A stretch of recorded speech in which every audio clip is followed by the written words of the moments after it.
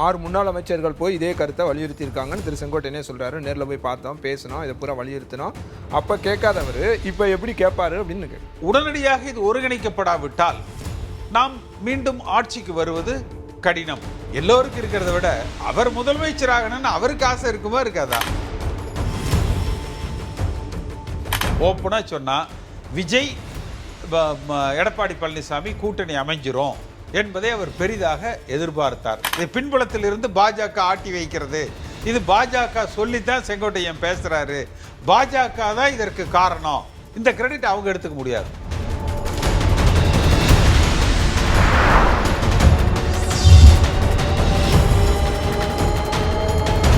வணக்கம் and welcome to Thiru talks. இன்றைய நிகழ்ச்சியில் நம்மோடு இணைந்திருக்கும் சிறப்பு விருந்தினர் அதிமுக முன்னாள் எம்பி திரு KC பழனிசாமி அவர்கள். வணக்கம் சார். வணக்கம். மனம் திறந்து பேசுகிறேன் அப்படின்னு சொல்லியிருந்தாரு. அதன்படி இன்னைக்கு பேசவும் செஞ்சிட்டாரு. 10 நாள் கெடு விதிச்சிருக்காரு எடப்பாடி பழனிசாமிக்கு. எப்படி பார்க்குறீங்க? மனம் திறந்து 20 நிமிஷம் தான் பேசியிருக்காரு. இன்னும் 200 நிமிஷத்துக்கு அவர் பேச வேண்டிய விஷயங்கள் நிறையா அவர்கிட்ட இருந்திருக்குன்னு நினைக்கிறாரு. நிச்சயமாக இது ஒரு வரவேற்க தகுந்த ஒரு அம்சம். அதுவும் இன்னும் சில மாதங்களில் சட்டமன்ற தேர்தலை எதிர்நோக்கி இருக்கிற பொழுது அதிமுக தொண்டர்களுக்கு தமிழ்நாட்டு அரசியல் களத்தை அதிமுகவுக்கு சாதகமானதாக வலிமைப்படுத்துவதற்கு இது பலனுள்ளதாகத்தான் இருக்கும் என்பது தான் என்னுடைய கருத்து. இல்லை, இவ்வளோ நாள் இல்லாமல் இன்னைக்கு அதை ஏன் பேசணும்? இவ்வளவு நாள் இல்லாமேன்னு இல்லை. இது எப்போ ஆரம்பிச்சதுன்னா சென்ற நாடாளுமன்ற தேர்தல் முடிவுகள் வந்ததற்கு பிறகு ஜூலை ஆகஸ்ட் மாதங்களில் நான் முன்னெடுத்தேன் அந்த ஒருங்கிணைப்பு குழு என்ற ஒரு குழுவை அமைத்து அதில் இந்த ஒருங்கிணைப்பு என்பது அவசியம், ஒற்றுமைப்படுத்துதல் அவசியம், ஒன்றுபட்ட அதிமுக அவசியம் என்பதை வலியுறுத்தினோம். அதன் தொடர்ச்சியாக திரு செங்கோட்டையன் அவர்களே இன்றைக்கு வெளிப்படையாக சொல்லியிருப்பார். திரு வேலுமணி, தங்கமணி, 6 பேர் போய் பார்த்தோம். ஒரு 6 பேர் போய் பார்த்தோம். அவர்கள் திரு எடப்பாடி பழனிசாமி அவர்களிடத்துல பேசியிருக்கிறாங்க. வெளிப்படையாக எடப்பாடி பழனிசாமி அதை மறுத்திருக்கிறார். ஆனால் உள்ளுக்குள் இது குறித்த அந்த விவாதங்கள் தொடர்ச்சியாக நடைபெற்று கொண்டு தான் இருந்தது. ஆனால் இப்போ சமீபத்திய தேவைகள் என்பது திமுக ஒரு அசுர பலத்தோடு, அதாவது கூட்டணி பலத்தில் திமுக அரசாங்கத்துக்கு மக்கள் மத்தியில் ஒரு கடும் அதிருப்தி இருக்கு. தேர்தலில் ஆளுகிற கட்சி அகற்றப்பட வேண்டும் என்கிற எண்ணம் தமிழ்நாட்டு மக்களிடத்துல இருக்கு. அதுக்கு ஒரு வயபிள் ஆல்டர்னேட், அதுக்கு சரி ஆமா அவங்க போகணும், போனா நாங்க அதுக்கு ஒரு பெட்டர் ஆல்டர்னேட் என்று தன்னை நிலைப்படுத்திக்க வேண்டிய ஒரு கட்டாயம் அதிமுகவுக்கு இருக்கு. கூட்டணி என்பது சென்ற நாடாளுமன்ற தேர்தலிலேயே திரு எடப்பாடி பழனிசாமி அவர்கள் மெகா கூட்டணி அமைப்பேன் என்று சொன்னார். ஆனால் அவரால் பெரிய அளவில் அப்படி ஒரு கூட்டணியை அமைக்க முடியலை. அடுத்து இப்போ வர்ற சட்டமன்ற தேர்தலுக்கும் கூட ஒரு பெரிய கூட்டணியை கட்டமைத்து விடுவேன், நீங்கள் எதிர்பார்க்கிற பெரிய கட்சி நம்மோடு வரும் என்கிற ஒரு பெரிய எதிர்பார்ப்புகளை எல்லாம் சொன்னார். அப்படி எதுவுமே இது வரைக்கும் நடக்கலை. வெறும் பாரதிய ஜனதா கட்சி மட்டும்தான் இன்றைய தேதிக்கு அதிமுகவோடு கூட்டணியில் இருக்கிறார்கள். அப்போ ஒரு விசிபிளா 2 பேரோட ஸ்ட்ரென்த் பார்க்கிற பொழுது மூன்றாவதாக களத்துக்கு திரு விஜய் அவர்களும் வந்திருக்கிற பொழுது ஆளுகிற திமுகவை வீழ்த்த வேண்டும் என்றால் தன்னை வலிமைப்படுத்தி கொள்ள வேண்டிய ஒரு கட்டாயத்தில் அதிமுக இருக்கிறது. தன்னை வலிமைப்படுத்தி கொள்ள வேண்டும் என்பதற்கு வெளியிலிருந்து மற்ற கட்சிகளை கூட்டணியாக அந்த வலிமையை கொண்டு வருவது ஒன்று. ஆனால் அதைவிட முக்கியமானது தன்னுடைய அந்த கட்சியினுடைய பலத்தை வலிமைப்படுத்தி கொள்ள வேண்டிய ஒரு கட்டாய சூழ்நிலையில் அதிமுக இருக்கிறது. அப்ப இந்த இயக்கம் ஒற்றுமைப்படுத்தப்பட வேண்டும் என்பது காலத்தின் கட்டாயம். அதை எல்லோருமே உணர்ந்திருக்கிறார்கள்.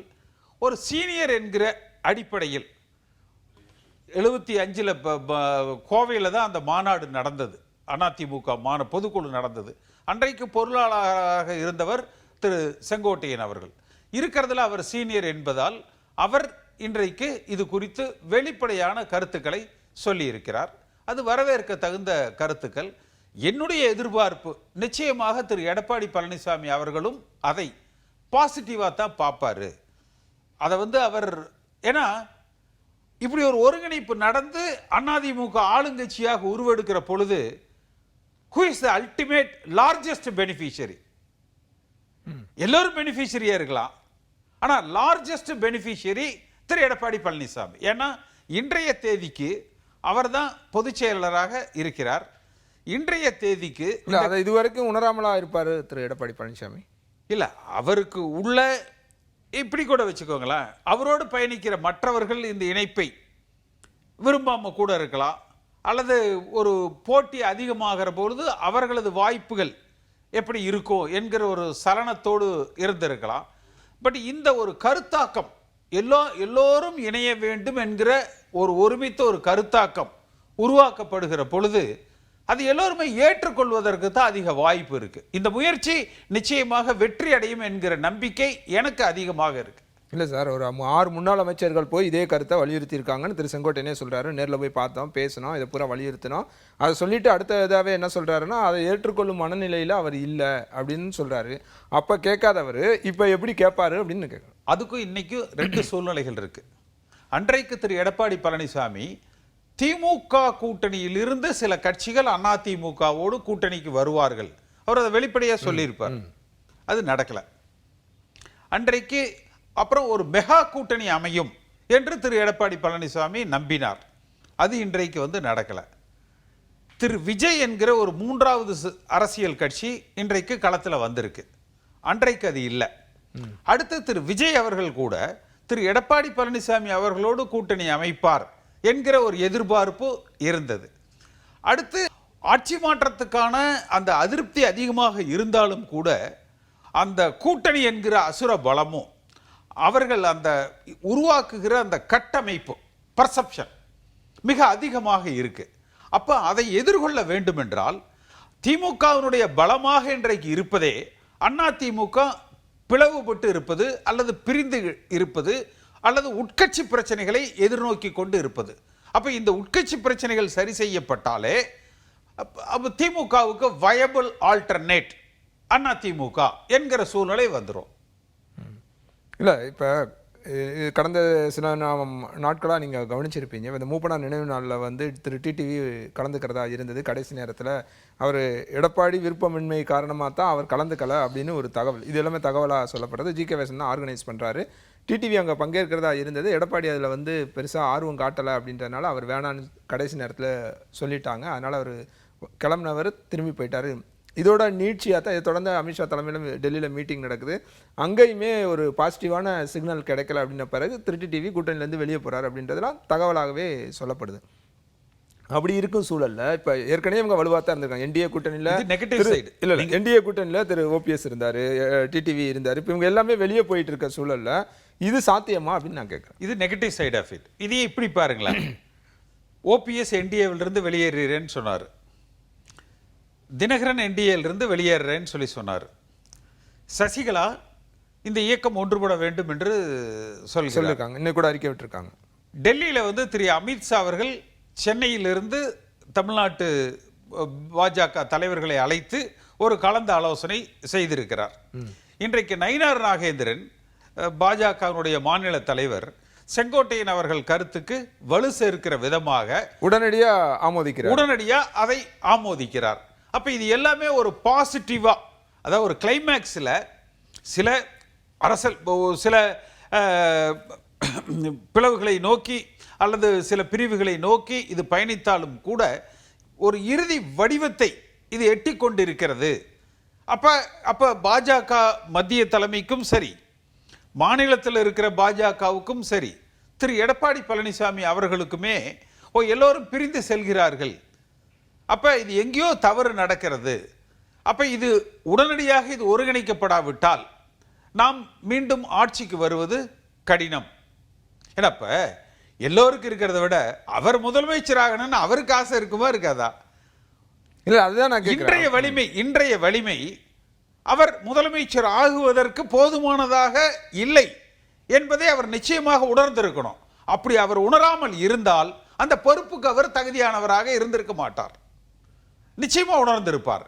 அப்போ உணர்கிற பொழுது இன்றைக்கு காலம் கனிந்து வந்திருக்கிறது என்றதை நம்ம பார்க்கணும்.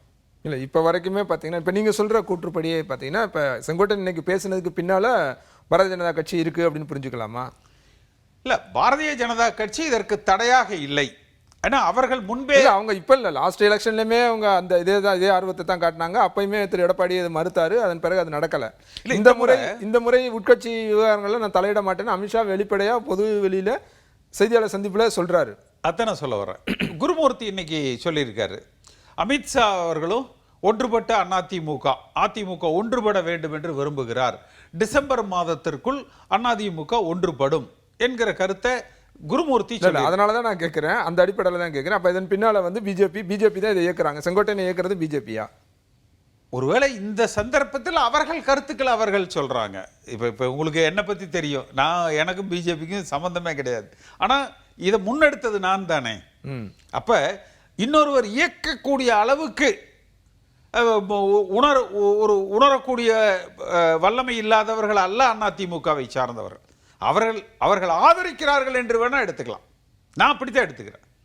எங்களால் உணர முடிகிறது, இல்ல களத்துல பலகீனமா இருக்கிறோம், ஜெயிக்க முடியாதுன்னு. இல்ல, இது கேள்வியை நான் இன்னும் திருப்பி வேற மாதிரியே கேட்கிறேன். இப்ப நான் நேரடியா அவங்க திரு எடப்பாடி பழனிசாமி இவங்களோட கூட்டணிக்கு சேர்றதுக்கு முன்னால நிபந்தனையே என்னன்னா உட்கட்சி விவகாரங்களை நீங்க தலையிடக்கூடாது அப்படின்னு சொல்லியிருக்காங்க. அப்படின்ற அடிப்படையில் இவங்க நேரடியா உள்ள தலையிட முடியாது அப்படின்றனால திரு செங்கோட்டையன் மாதிரி ஆட்கள், டிடிவி மாதிரி ஆட்கள், ஓபிஎஸ் மாதிரி ஆட்கள்கிட்ட இன்டைரக்டா அவருக்கு அழுத்தம் கொடுங்க அப்படின்னு செஞ்சிருக்கலாமா அப்படின்னு கேட்கிறேன். அதுக்கான வாய்ப்புகள் இருக்கா?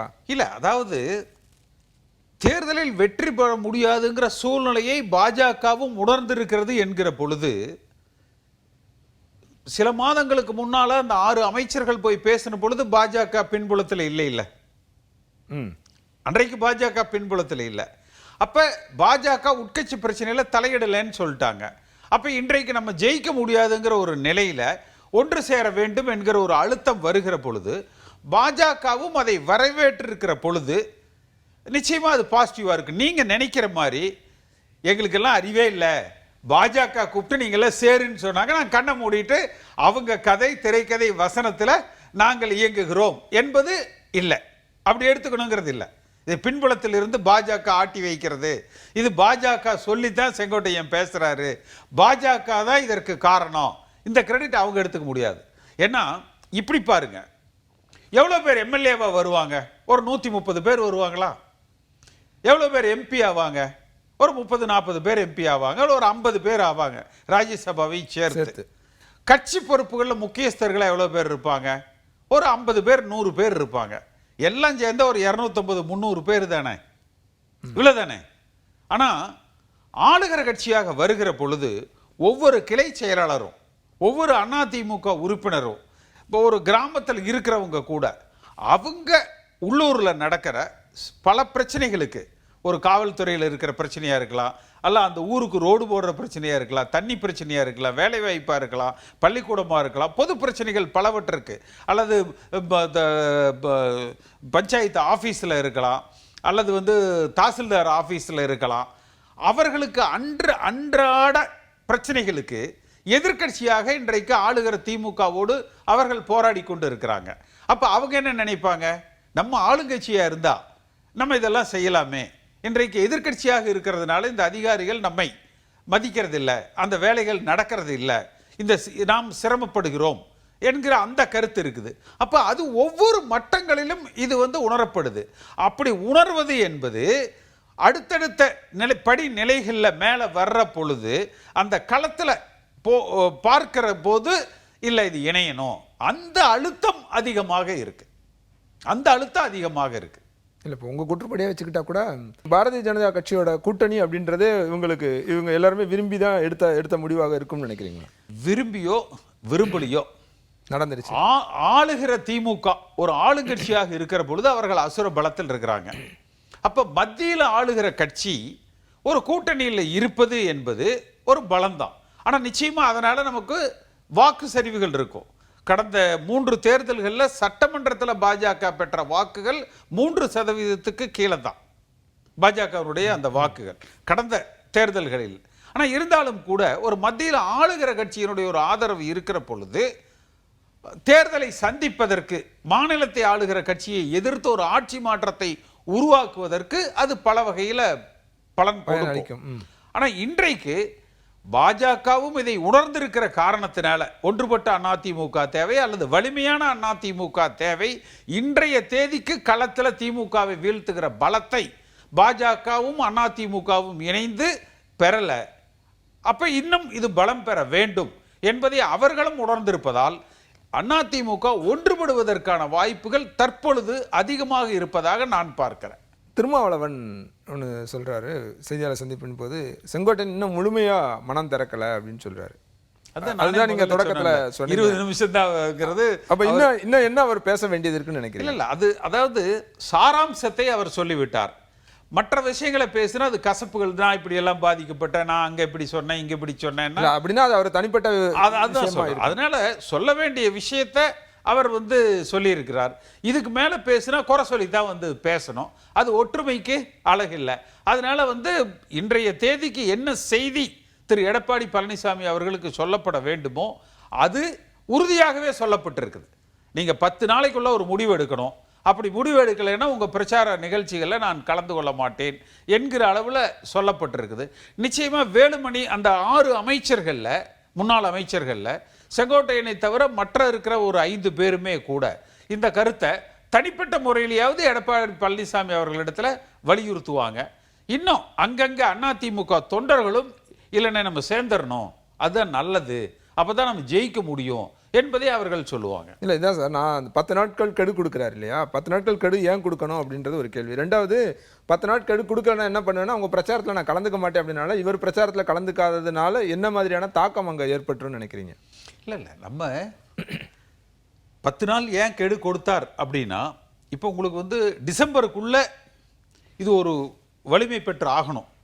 ஒரு சரியான கட்டமைப்போடு நம்ம தேர்தலை நோக்கி பயணிக்கணும். அப்ப இந்த செப்டம்பர் மாதத்துக்கு உள்ள அதிமுக தன்னை பலப்படுத்தி ஆக வேண்டிய ஒரு கட்டாயம் இருக்கு. அதனால ஒரு 10 நாள்ல உங்க முடிவை சொல்லுங்கன்னு. அடுத்து நம்ம இதை இப்படி சுருக்கி பார்க்க கூடாது. ஒரு செங்கோட்டையன் அந்த பிரச்சாரத்துக்கு போகலைன்னா என்ன ஆயிட போகுதுன்னா ஒன்றும் ஆகாது. இன்னொன்னு சொல்றாரு, போற பஸ் எல்லா ரோட்லையும் போகும். இப்ப உருவாக்கப்படுகிற அந்த கூட்டம் சேர்க்கப்பட்டுரும், எல்லாம் நடக்கும். ஆனா ஆட்சிக்கு வர மாட்டோம். என்ன ஆகும் அப்படின்னா, அதனால இது யாருக்கும் தெரியாத செங்கோட்டையனை கண்டுபிடிச்சு சொல்லிட்டாருன்னா அதெல்லாம் ஒன்றும் கிடையாது. இது ஒரு கிளை செயலாளருக்கு நல்லா தெரியும். ஒவ்வொருத்தரும் இப்போ என் கூட ஒரு 2-3 லட்சம் பேர் அதிமுக தொண்டர்கள், பொறுப்பாளர்கள், கிளை செயலாளர்கள் தொடர்பில் இருக்கிறாங்க. எல்லோரும் சொல்றதே, அண்ணே ஒன்னா சேரலன்னா கஷ்டம்னே, சேர்ந்தா ஜெயிச்சிடலான்னே. இதுதான். இது எல்லோரும் எல்லா மட்டத்திலும் எல்லோராலும் உணரப்பட்டிருக்கிறது. வெளிப்படையாக பேசுவதற்கு எல்லோரும் தயங்குறாங்க. இதை எடப்பாடி பழனிசாமி அவர் உணர வேண்டும் என்று எல்லோரும் எதிர்பார்க்கிறார்.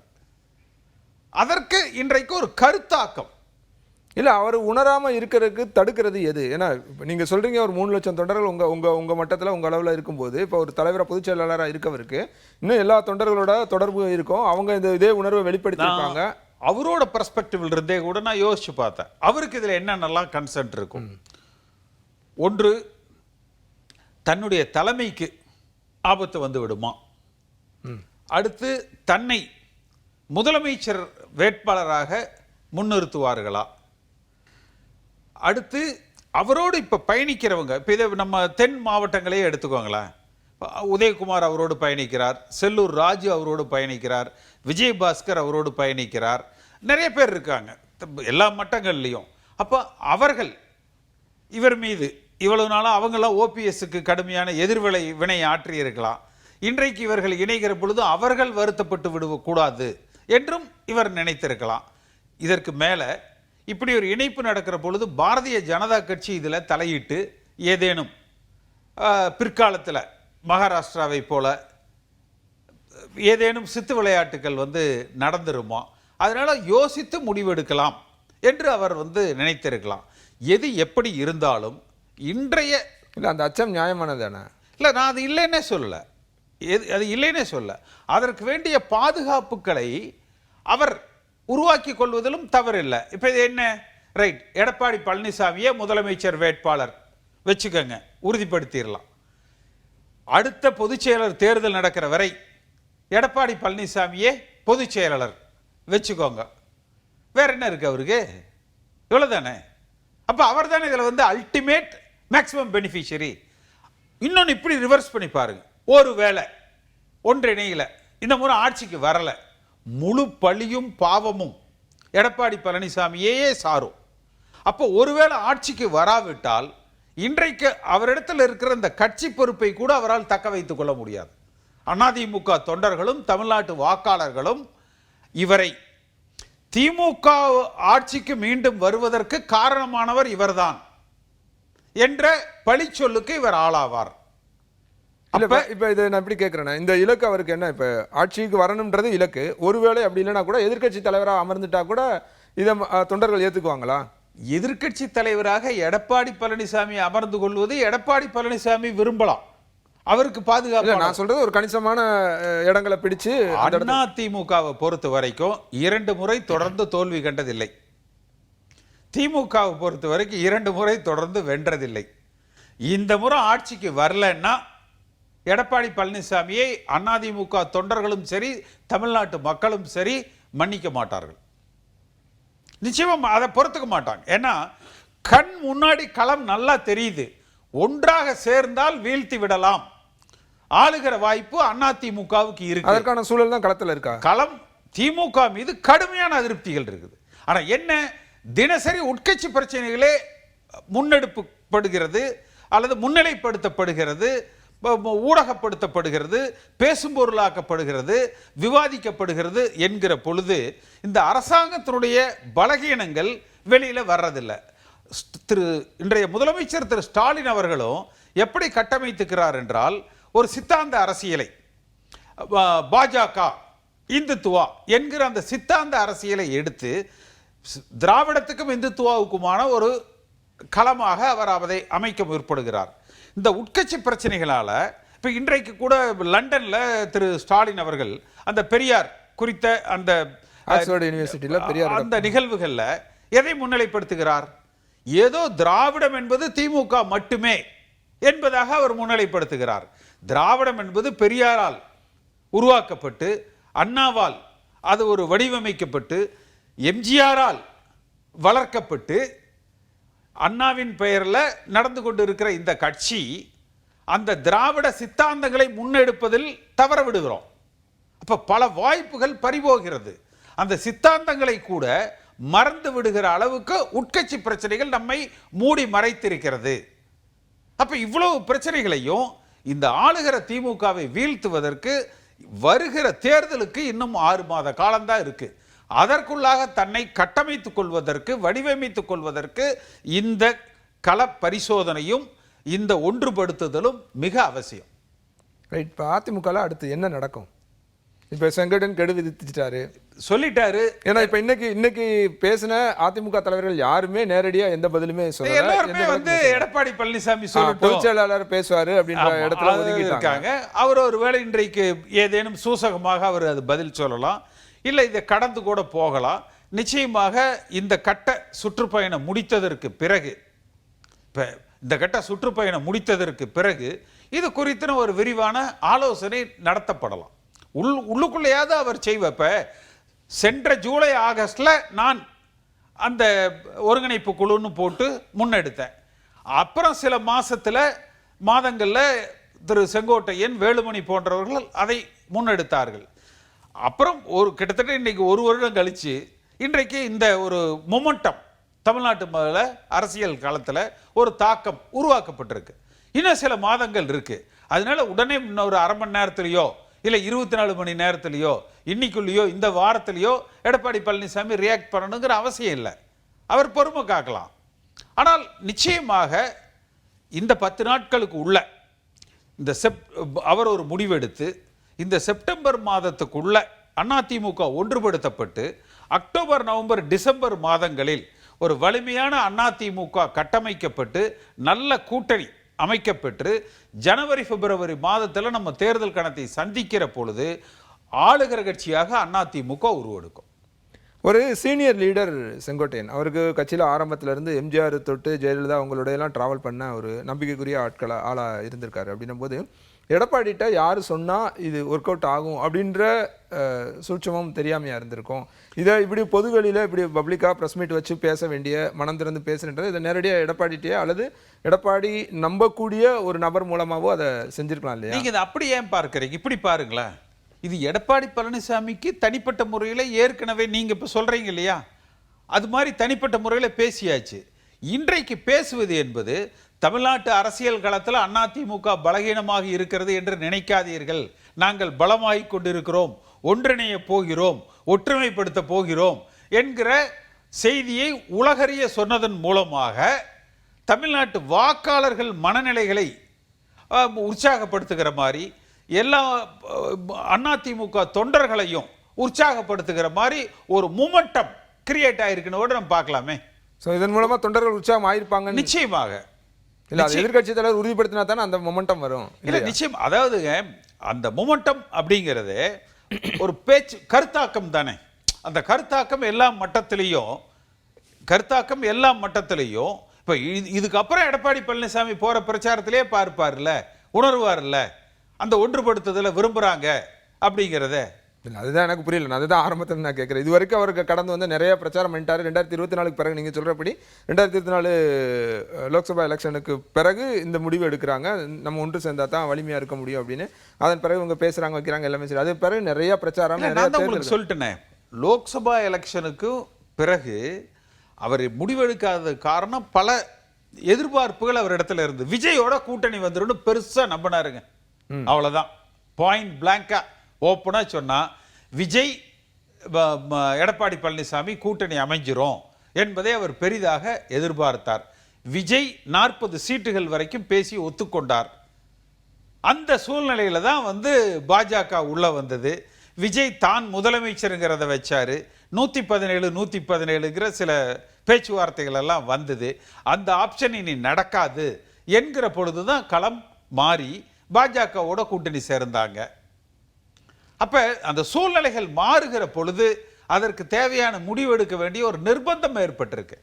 திரு செங்கோட்டையன் இன்னைக்கு எஸ்டிஎஸ் குறிப்பிட்டு சொன்னார். அப்ப என்ன நடந்தது? அவர் வந்து மறைந்த முதலமைச்சர் எம்ஜிஆருக்கு எதிராகவே போய் புகார் கொடுத்தாரு, அவரவே மன்னிச்சு ஏத்துக்கிட்டார். நான் இப்ப அந்த பொதுக்குழு அட்டன் பண்ணியிருக்கேன். புரட்சி தலைவர் எம்ஜிஆர் பேசி இருக்கிறார்.